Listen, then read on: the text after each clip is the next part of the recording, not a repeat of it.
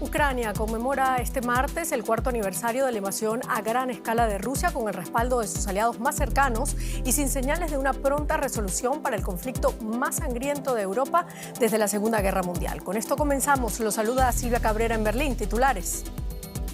El presidente Volodymyr Zelensky afirma que su país ha sobrevivido gracias al coraje y la resistencia del pueblo ucraniano. Kiev es escenario hoy de una serie de actos oficiales, visitas a zonas afectadas y reuniones diplomáticas.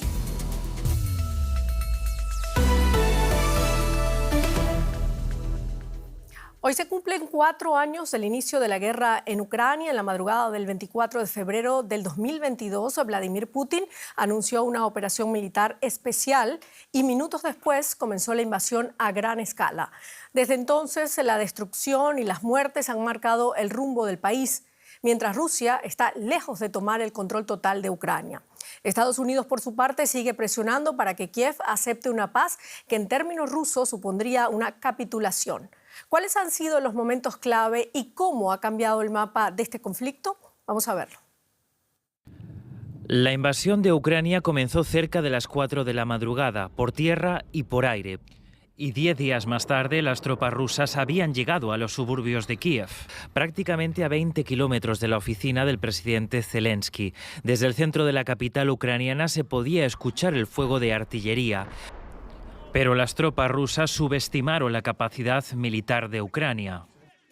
A principios de abril, Ucrania había expulsado a las tropas rusas de la región de Kiev, una retirada que dejó al descubierto atrocidades como las cometidas en Bucha. Así festejaban en Jersón cuando el ejército ucraniano recuperó el control de la ciudad tras 8 meses de ocupación rusa, y desde septiembre Ucrania recuperó territorio en el sur y este del país. Durante aquel otoño, Ucrania avanzó con fuerza y rapidez, pero Rusia optó por un avance lento y constante, principalmente en el este, donde tras 10 meses de asedio capturó lo que quedaba en pie de la ciudad de Bakhmut. Se estima que más de 60.000 soldados rusos murieron o resultaron heridos durante la toma de la ciudad. Y después de meses de especulaciones en los que Rusia aprovechó para construir defensas y plantar campos de minas, Ucrania finalmente lanzó su esperada contraofensiva que tuvo escasos efectos. Pero con el frente en el sur y el este de Ucrania bien asegurados y llenos de minas, el ejército ucraniano hizo algo que nadie esperaba: adentrarse en territorio ruso. En pocos días había tomado la ciudad rusa de Shutsha y pueblos colindantes en la región fronteriza de Kursk. Desde principios de enero de 2025, Ucrania ha aumentado sus ataques con drones contra las instalaciones petroleras de Rusia para dificultar el abastecimiento de combustible al ejército ruso, pero también buscando reducir los ingresos del Kremlin. A mediados de marzo del 2025, Ucrania perdió el control de la ciudad rusa de Shutsha, su mayor logro dentro de su incursión en Rusia, y Moscú acabó expulsando a las tropas ucranianas del resto de la región de Kursk. Una pérdida que muchos soldados ucranianos criticaron como una retirada caótica. En verano de 2025, las tropas rusas hicieron avances en la parte sur de la línea de frente en la región de Zaporilla, hasta cruzar a la región de Dnipro, ocupando el pueblo de Makivska. Analistas del Instituto para el Estudio de la Guerra calculan que a lo largo del 2025 Rusia avanzó ocupando otros 4.831 kilómetros cuadrados. Los ataques con misiles rusos contra las centrales eléctricas de Ucrania en pleno invierno no son nada nuevo, pero después del 9 de enero de 2026 en Kiev, los cortes de luz y calefacción no duran horas, sino días enteros. Los tranvías y trolebuses no funcionan y muchos residentes no esperan volver a tener la calefacción antes del próximo verano. Las ganancias más rápidas en el campo de batalla de Ucrania desde 2023. Ese fue el titular después de que Kiev recuperara la aldea de Verbove y sus alrededores en la región de Dnipropetrovsk en cuestión de días. Los analistas relacionaron las ganancias de Ucrania con los recientes esfuerzos por bloquear el acceso de las fuerzas rusas a las comunicaciones por satélite de Starlink. En estos momentos, Rusia todavía ocupa aproximadamente el 20% del territorio ucraniano.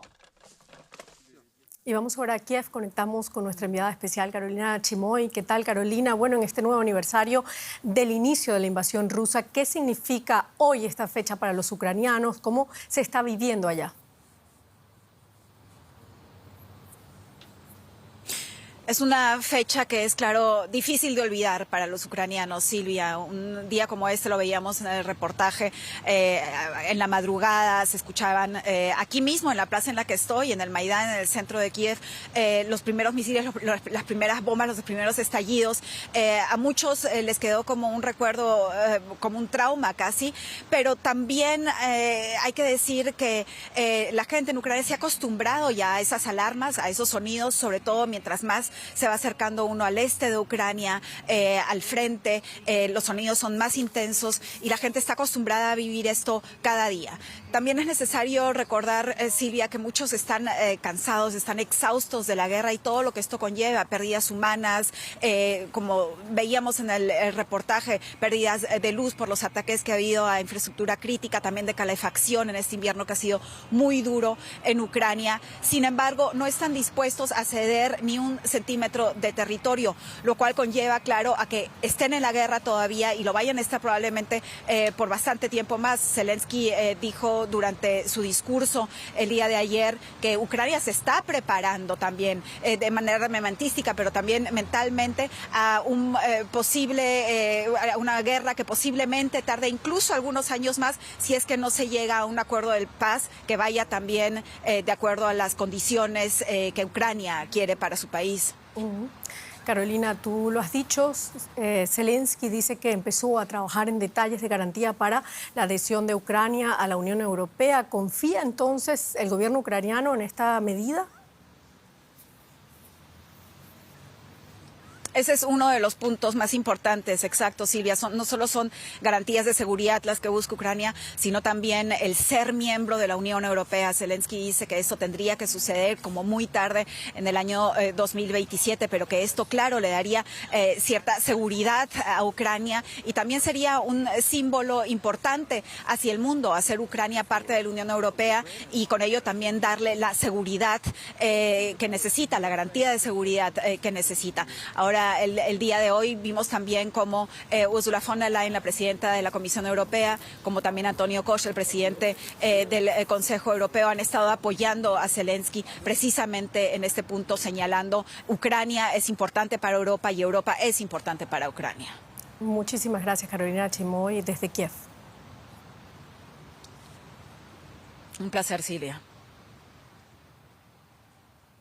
¿Y cuál es la posición de Rusia? En la capital de Estonia conectamos con el periodista Ricardo Marquina, experto en este tema. Ricardo, Moscú ha expresado hoy que continuará con esta guerra hasta lograr los objetivos establecidos.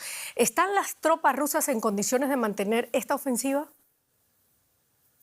Buenas noches desde el Báltico. Bueno, parece evidente que estos 4 años han pesado. El ejército que atacó Ucrania hace ahora 4 años ha virtualmente desaparecido. Aquellas fuerzas de élite fueron masacradas, pero Rusia ha sabido mantener el flujo constante de voluntarios que firman contratos con el ejército y con el Ministerio de Defensa para luchar en esta guerra. Informes de defensa extranjeros, eso es importante marcarlo, ya que son también parte de este conflicto. Estos informes dicen que ahora mismo Rusia está perdiendo soldados. Esto es, que tiene más bajas entre muertos y heridos que aquellos que ahora mismo firman contratos con el Ministerio de Defensa de Moscú. Así que Rusia estaría teniendo problemas para nutrirse. Pero es verdad que Rusia es un país inmenso, a nadie se le escapa que es el país más grande del mundo y tiene mucha población en el este del país, las zonas más desfavorecidas, a las que puede seducir con altos salarios para ir al frente. Y eso es lo que está haciendo Rusia exactamente, llevar a las clases más desfavorecidas de su país a morir y a matar. En Ucrania, ¿cuánto tiempo podrá hacerlo? Pues seguramente tenga capacidad para unos años más de guerra. Ricardo, tú estás en Estonia, en donde hay especial interés en reforzar la capacidad defensiva frente a Rusia. También el ministro alemán de Defensa insiste en que los europeos deberán estar listos para defenderse de Rusia en 2029. ¿Ves a Moscú dispuesto a atacar a un país de la OTAN en 3 años? Bueno, pues tenemos argumentos para todos los gustos. Para aquellos que piensan que no, pues podemos decir que en estos 4 años de guerra Rusia no ha conseguido conquistar Donetsk, una superpotencia militar como Rusia contra un país mucho más pequeño como Ucrania, mucho más débil, no ha sido capaz de arrebatarle esa región en 4 años de conflicto, el más sangriento de Europa, con lo cual pensar que sería capaz de enfrentarse a la OTAN pues sería política ficción. Pero tenemos motivos para preocuparnos porque Rusia hace justo exactamente lo contrario de lo que predica. Dijo que los soldados de Crimea que se anexaron Crimea en 2014 no eran rusos, resultaron ser rusos. Dijo que no atacaría a Ucrania, que era de locos pensarlo. En 2022 atacó a Ucrania, dijo que no se anexaría nuevos territorios, se anexó territorios. O sea que ahora, cuando Moscú dice que no piensa atacar a los países del Báltico ni a Polonia, yo creo que la preocupación sería aquí un sentimiento legítimo. Muchísimas gracias, Ricardo Marquina, desde Estonia. A ustedes. Y desde el inicio de la invasión rusa, Alemania ha apoyado a Ucrania con más de 90.000 millones de euros. Eso incluye armamento, pagos directos y ayuda humanitaria. La guerra ha convertido a Alemania en uno de los principales aliados del gobierno de Volodymyr Zelensky y también ha transformado un país donde el pacifismo era predominante desde el fin de la Segunda Guerra Mundial. Nuestro corresponsal político, Andreu Jerez, nos trae el análisis de esa transformación. Alemania era un país diferente antes de que tropas rusas invadiesen Ucrania hace 4 años. La guerra ha traído consigo profundos cambios políticos, económicos y sociales. En primer lugar, la Zeitenwende o cambio de época anunciado en 2022 por el entonces canciller Olaf Scholz ha situado a Rusia como principal amenaza para la seguridad de Alemania, una posición que comparte la mayoría de partidos del país y que rechaza la ultraderecha de AfD. Sin embargo, ese rechazo no parece dañar a AfD, que ya es el segundo partido más votado del país y lucha en las encuestas por ser el primero. Ese cambio de época también ha transformado la posición alemana respecto a su ejército. Tras anunciar inversiones billonarias en armamento y una ofensiva para reclutar a soldados, el objetivo expreso de Berlín es tener el mayor ejército convencional de Europa. El país incluso discute cómo compartir el arsenal nuclear de las dos potencias nucleares de Europa Occidental, Francia y Reino Unido. A nivel económico, el fin de la llegada del gas ruso ha supuesto un golpe innegable para Alemania, que salió el año pasado oficialmente de la recesión, pero con un débil crecimiento. El modelo económico alemán se basó durante décadas en exportaciones industriales que se beneficiaban de ese gas barato de Rusia. Esa ventaja competitiva ya no está y el país intenta redefinir ahora su modelo productivo para evitar la pérdida de más empleos. Pese a todas las dificultades, el canciller Merz sigue garantizando el apoyo militar y financiero a Ucrania, una oposición que la mayoría de la sociedad alemana respalda según una reciente encuesta del Instituto INSA, pero cuyo apoyo es mucho menor en el este del país. Y la Unión Europea pide más presión a Rusia en este aniversario de la invasión a Ucrania tras el bloqueo de las sanciones. Analizamos el tema acá en el estudio con el historiador, periodista Jaime González. ¿Qué tal, Jaime? Hola. Gracias por estar acá. ¿Cómo cambió esta guerra el mapa de poder en Europa y qué riesgo real hay de una confrontación directa con Rusia? Bueno, está claro que desde el 2022 lo que tenemos ahora en Europa es una especie de nueva Guerra Fría, en la que los contactos entre la Unión Europea y Rusia han desaparecido y existe una evidente hostilidad. Es cierto que en los últimos meses se ha hablado mucho de la posibilidad de que en el año 2028, 2029, 2030 Rusia pueda lanzar un ataque contra un país europeo. Yo lo veo en principio difícil, sobre todo porque el ejército ruso está actualmente desguazado. O sea, para que nos hagamos una idea, antes de esta guerra, en el año 2022, Rusia tenía alrededor de entre 2.800 y 3.200 tanques. Era el ejército con más tanques del mundo, por encima de Estados Unidos. Según lo que sabemos por fuentes abiertas, Rusia ha perdido en este conflicto más de 4.300 tanques. Claro, o sea, sin embargo, Jaime, los vemos allí batallando en el terreno. Muchos ucranianos, sin embargo, se resisten a creer que va a haber un cambio en esta guerra, de que no va a haber negociaciones fructíferas. ¿Qué revela esa resistencia ucraniana y ese apoyo occidental sobre la fortaleza o debilidad estratégica de Rusia? Bueno, está claro que es sorprendente lo mucho que ha conseguido aguantar Ucrania cuando en los primeros momentos de la invasión todos pensaban que quizás aguantaría un par de días o un par de semanas. Lo cierto es que gracias al apoyo fundamentalmente de la Unión Europea y también de Estados Unidos, aunque en gran parte ha desaparecido en los últimos meses, ha logrado resistir hasta hoy. En el caso de Rusia, lo que sí hemos visto es, como digo, es un desmembramiento del ejército, lo que revela una gran debilidad del que antes se consideraba como el segundo ejército del mundo. Hoy en día está muy lejos de tener esa capacidad de amenaza que tenía entonces. Lo que sí es cierto es que tiene una gran capacidad de mantener la presión, sobre todo a base de lanzar soldados al frente. Claro. De cualquier manera. O sea, hay que tener en cuenta que hablamos de que seguramente Rusia habrá tenido alrededor de 1.200.000 bajas en esta guerra. Claro. Bueno, mientras tanto, y ya que hablaste de los Estados Unidos, a pesar de que se ha salido un poco de esta guerra, sigue mediando para encontrar un acuerdo de paz. Sin avances diplomáticos, porque no los hay todavía, ¿vamos hacia un conflicto congelado o aún existe una salida política viable? ¿Cómo lo ves? Es bastante difícil porque las posiciones de ambos países, tanto de Ucrania como de Rusia, es la de un callejón sin salida. Ucrania no se puede permitir, o Zelensky no se puede permitir ahora mismo una paz que conlleve una pérdida de territorio.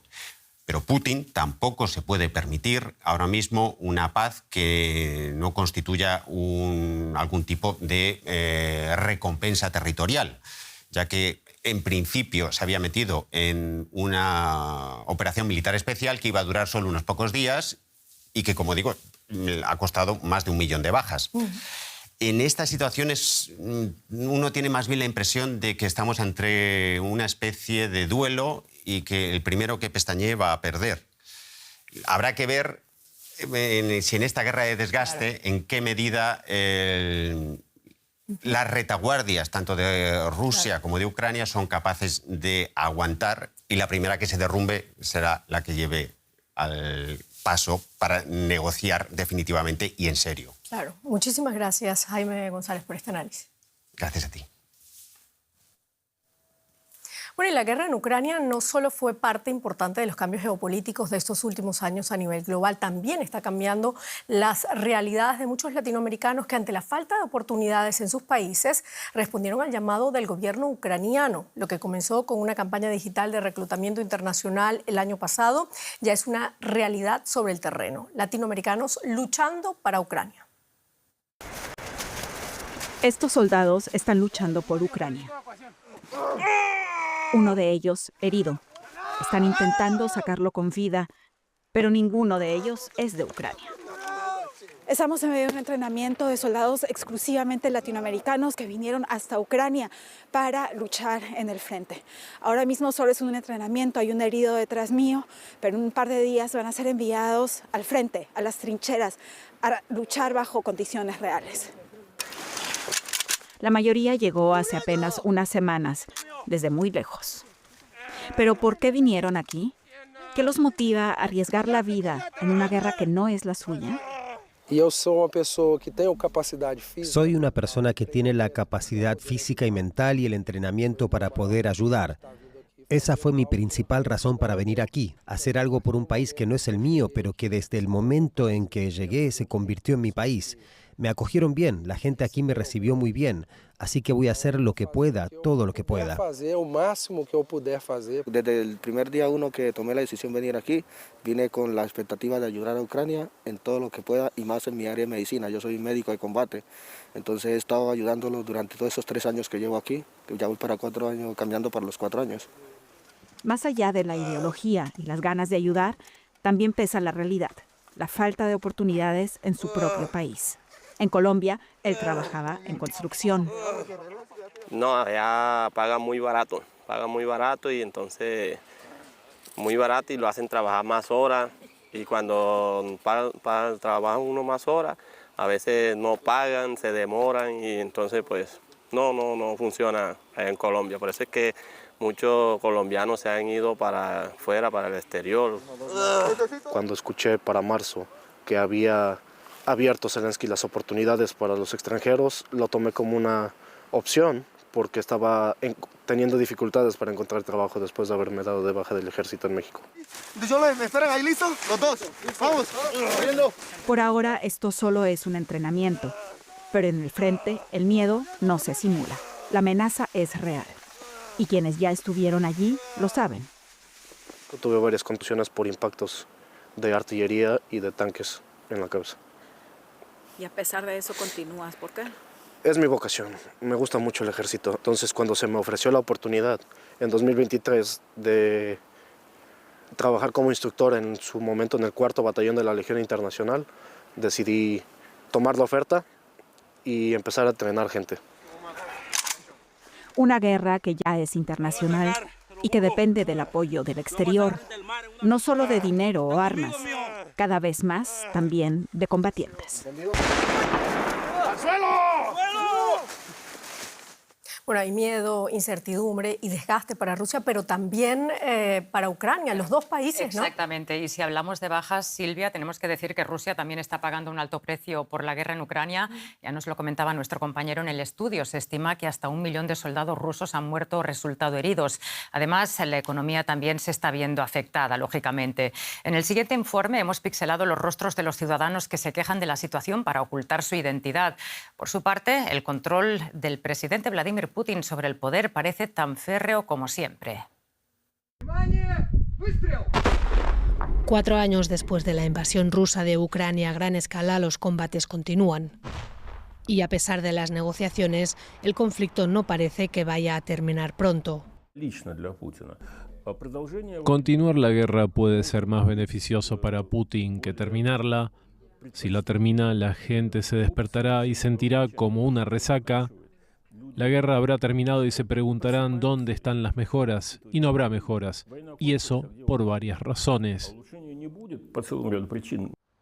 Cada vez son más los rusos que están a favor de terminar la guerra, pero según el analista Dmitry Oreshkin, es parte de la cultura política rusa que los ciudadanos confíen y dejen en manos del Kremlin las decisiones geopolíticas importantes.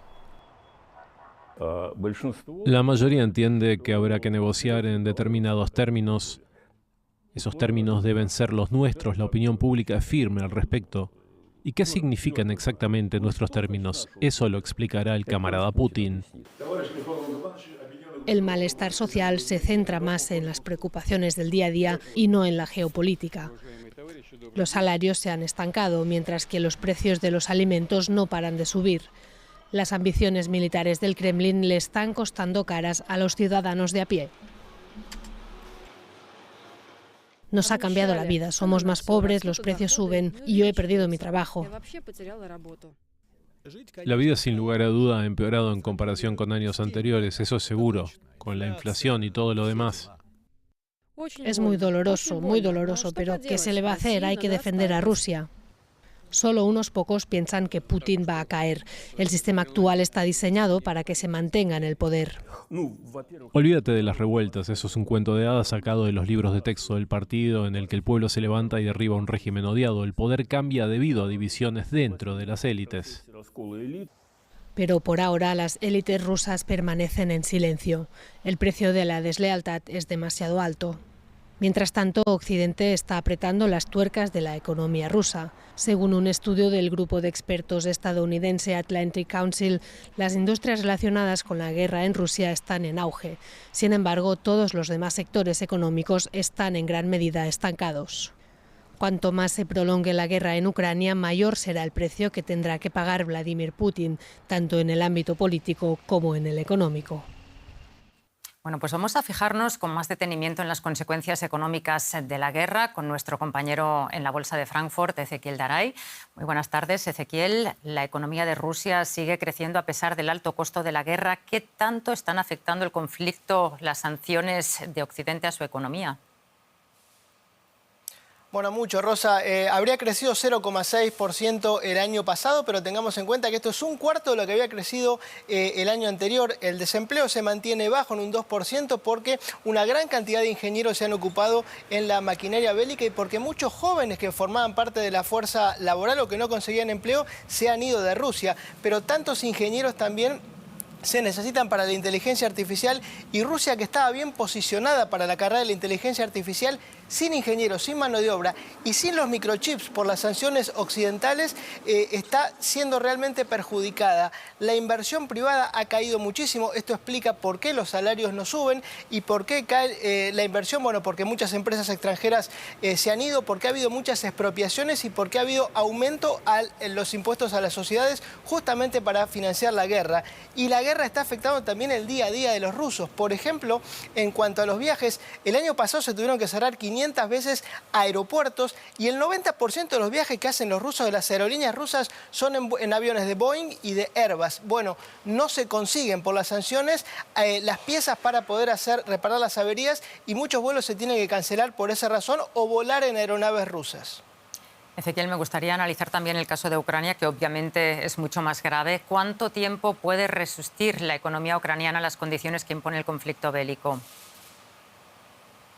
Bueno, Rosa, Ucrania hasta antes del conflicto era como una economía europea promedio, estaba creciendo 3% después de la pandemia, una inflación de 4%, 3 puntos de déficit, pero bueno, obviamente hoy está gastando 170 millones de dólares por día, según las estimaciones, más de 5.000 millones de dólares por mes en financiar la guerra. La economía sigue viviendo de la agricultura, son uno de los grandes productores agrícolas, mucho de lo cual se exporta a Europa, de la minería y ahora también de la industria bélica. Pero acá el gran punto va a ser la reconstrucción. Se estima al día de hoy que va a costar unos 500.000 millones de euros. 500.000 millones de euros, para que tengamos en cuenta, hoy es 3 veces el Producto Bruto de Ucrania, con lo cual ese va a ser uno de los grandes problemas para el futuro. Ezequiel, muchísimas gracias por analizar para nosotros las consecuencias económicas para ambos bandos.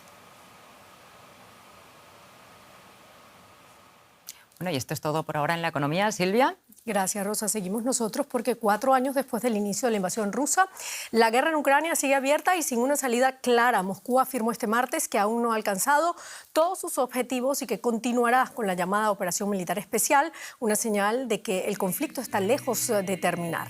En distintas ciudades del país, miles de ucranianos conmemoraron 4 años de resistencia. En Kiev hubo actos, homenajes y minutos de silencio en recuerdo de las víctimas. Desde Kiev, el presidente Volodymyr Zelensky intervino por videoconferencia ante el Parlamento Europeo y pidió a la Unión Europea una fecha concreta para su adhesión. Terminamos. Nos vemos más adelante. Con esto terminamos. Hasta pronto. Hasta luego.